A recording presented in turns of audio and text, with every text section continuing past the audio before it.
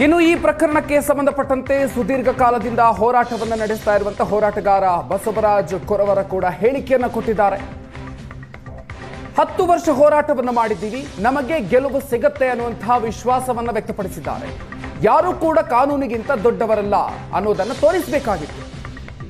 ಈಗ ಈ ವಿಚಾರವಾಗಿ ಅವರು ವಿಶ್ವಾಸವನ್ನು ವ್ಯಕ್ತಪಡಿಸಿದ್ದಾರೆ. ಇವತ್ತು ನ್ಯಾಯ ಸಿಗುತ್ತೆ ಅನ್ನುವಂಥ ನಿರೀಕ್ಷೆ ಎಷ್ಟಿದೆ, ಏನಾಗ್ಬೋದು, ವಾಟ್ ನಿರೀಕ್ಷೆಗಳಿದೆ?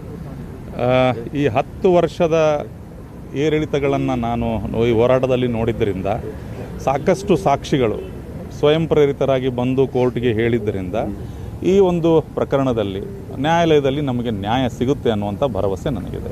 ಸೊ ಈ ಹೋರಾಟದಲ್ಲಿ ಯೋಗೇಶ್ ಗೌಡರ ಸಹೋದರ ಗುರುನಾಥ್ ಗೌಡರು ಮತ್ತು ಅವರ ತಾಯಿ ತುಂಗಮ್ಮ ಅವರು ಇವತ್ತು ತುಂಗಮ್ಮ ಅವರಿಲ್ಲ, ಸೊ ತುಂಗಮ್ಮ ಅವರ ಆತ್ಮಕ್ಕೆ ಶಾಂತಿ ಸಿಗುವಂಥ ಆದೇಶ, ಒಳ್ಳೆ ಸುದ್ದಿ ಬರುತ್ತೆ ಅನ್ನೋ ನಿರೀಕ್ಷೆ 100% ಬರುತ್ತೆ.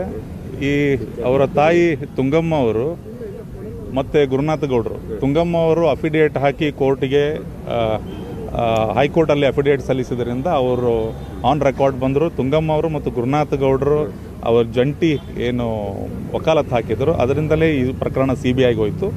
CBIಗೆ ಹೋಗಿ CBIದಲ್ಲಿ ಸಂಪೂರ್ಣ ತನಿಖೆಯಾಗಿ ಇವತ್ತು ನ್ಯಾಯಾಲಯದಲ್ಲಿ ಎಲ್ಲ ಸಾಕ್ಷಿಗಳ ವಿಚಾರಣೆ ನಡೆದು ನ್ಯಾಯಾಲಯದಲ್ಲಿ ತೀರ್ಪು ಬರುತ್ತೆ. ಆ ತೀರ್ಪಿನಿಂದ ತುಂಗಮ್ಮ ಅವರು ಮತ್ತು ಯೋಗೇಶ್ ಗೌಡರ ಆತ್ಮಕ್ಕೆ ಶಾಂತಿ ಸಿಗುತ್ತೆ ಅಂತ ನನಗನ್ಸುತ್ತೆ. ಸರ್, ಒಂದು ಸಾಮಾನ್ಯ ಪ್ರಕರಣದಾಗ ಒಂದು ಕ್ರೈಮ್ ಆಗುತ್ತೆ, ಪೊಲೀಸರು ಇನ್ವೆಸ್ಟಿಗೇಷನ್ ಮಾಡ್ತಾರೆ, ಕೋರ್ಟ್ ಮುಂದೆ ಬರುತ್ತೆ. ಆ ರೀತಿಯಾದ ಕೇಸ್ ಅಲ್ಲ ಇದು. ಏಕೆಂದರೆ ಇದು ತುಂಬ ಏರಿಳಿತಗಳಿದೆ. ಏನೋ ತಪ್ಪು ಕೇಸ್ ನಡೆಯುತ್ತೆ, ಅದಾದ ನಂತರ CBIಗೆ ಹೋಗುತ್ತೆ. ಈ ಹೋರಾಟ ಇದರ ಹಿಂದೆ ಸ್ಟ್ರಾಂಗ್ ಆಗಿ ನಿಂತದ್ದಾಗಲಿ, ಈ ಹೋರಾಟ ನೀವು ಸುಮ್ಮನೆ ನೆನೆಸ್ಕೊಳ್ಳೋದಾದರೆ, ಯಾಕೆಂದರೆ ಒಂದು ಬಲಿಷ್ಠವಾದಂಥ ಒಂದು ಗ್ಯಾಂಗ್ ಮುಂದೆ ಅಥವಾ ಬಲಿಷ್ಠ ಆರೋಪಿಗಳು ಬಲಿಷ್ಠರು ಅನ್ನುವಂಥರ ವಿರುದ್ಧ ಹೋರಾಟ ಮಾಡಬೇಕು ಅನ್ನುವಂಥದ್ದಾದಾಗ ಎಷ್ಟು ಏರಿಳಿತಗಳನ್ನು ಕಂಡ್ರಿ? ತುಂಬ ಪ್ರೆಷರ್ ಇತ್ತು, ತುಂಬ ಒತ್ತಡಗಳು ಬಂದು. ಅದರ ಮಧ್ಯದಲ್ಲಿ ನಮಗಿದ್ದಂಥದ್ದು ಒಂದೇ ಏನಂತ ಕೇಳಿದರೆ, ಆ ಸಮಯದಲ್ಲಿ 2016-17 ಸಮಯದಲ್ಲಿ ಧಾರವಾಡದಲ್ಲಿ ನನಗನ್ಸಿದ ಮಟ್ಟಿಗೆ ಕಳೆದ 50 ವರ್ಷದ ಒಂದು ರೆಕಾರ್ಡನ್ನು ತೆಗೆದು ನೋಡಿದರೆ ಧಾರವಾಡ ಮತ್ತು ಧಾರವಾಡ ಜಿಲ್ಲೆಯಲ್ಲಿ ಅತಿ ಹೆಚ್ಚು ಕೊಲೆಗಳಾದಂಥ ಸಮಯ ಅದು. ಸೊ ಹಾಗಾಗಿ ಈ ಕೊಲೆಗಳು ನಿಲ್ಲಬೇಕಾದ್ರೆ ಬಲವಾಗಿ ನಾವು ಧ್ವನಿ ಎತ್ತಲೇಬೇಕು. ಮತ್ತು ಈ ಕೊಲೆ ಮಾಡಿದಂಥ ಆರೋಪಿಗಳು ಯಾರೋ ಒಬ್ಬ ರಾಜಕಾರಣಿಗಳ ಹಿಂದೆ ಬಂದು ನಿಲ್ತಾ ಇದ್ರು.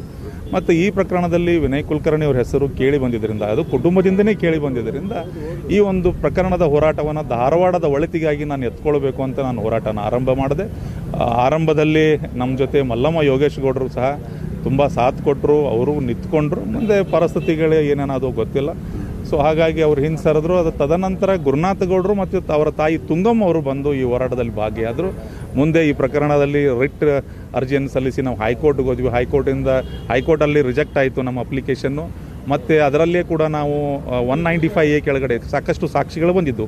ಸಾಕ್ಷಿಗಳು ಏನಂತ ಕೇಳಿದರೆ, ಈ ತುಳಜಪ್ಪ ಸುಲ್ಪಿ ಅನ್ನೋಂಥ ಒಬ್ಬ DYSP ಅವರು ಬಂದು ಸಾಕ್ಷಿಗಳ ಮೇಲೆ, ಗುರುನಾಥ ಗೌಡರ ಮೇಲೆ ಒತ್ತಡ ಹಾಕುವಂಥ ಕೆಲಸ, ಅದನ್ನು ಕಾಂಪ್ರಮೈಸ್ ಮಾಡಿಸೋಕ್ಕೆ ವಿನಯ್ ಕುಲಕರ್ಣಿ ಅವರಿಗೆ ಕಾಂಪ್ರಮೈಸ್ ಮಾಡಿಸುವಂಥ ಕೆಲಸ ಮಾಡೋಕ್ಕೆ ಹೋದರು. ಅವೆಲ್ಲ ದಾಖಲೆ ವಿಡಿಯೋಗಳನ್ನು ತೆಗೆದುಕೊಂಡು ಕೋರ್ಟಿಗೆ ಹಾಕಿದಾಗ ಕೋರ್ಟ್ ಇದರಲ್ಲಿ ಏನೋ ಕಂಡು ಬಂದಿದೆ ಅಂತ ಹೇಳಿ 195A ಕೆಳಗಡೆ ವಿನಯ್ ಕುಲಕರ್ಣಿ ಹಾಗೂ ತುಳಜಪ್ಪ ಸುಲ್ಪಿ ಅವ್ರ ಮೇಲೆ FIR ಮಾಡಲು ಆದೇಶ ಮಾಡಿತು. ಸೊ ಇದಿಷ್ಟು ಬಸವರಾಜ್ ಕೊರವರ ಅವರು ಹೇಳುವಂಥದ್ದು. ಅಂದರೆ ನ್ಯಾಯ ಗೆಲ್ಲುತ್ತೆ, ನೊಂದವರಿಗೆ ನ್ಯಾಯ ಸಿಗುತ್ತೆ ಅನ್ನುವಂಥ ಆತ್ಮವಿಶ್ವಾಸ ನಮಗಿದೆ ಅಂತ ಮಾತನ್ನ ಅವ್ರು ಹೇಳ್ತಾರೆ. ಕ್ಯಾಮರಾಮನ್ ಅಂಜನ್ ಮೂರ್ತಿ ಜೊತೆ ರಮೇಶ್, ಏಷ್ಯನ್ ನೆಟ್ ಸುವರ್ಣ ನ್ಯೂಸ್, ಬೆಂಗಳೂರು.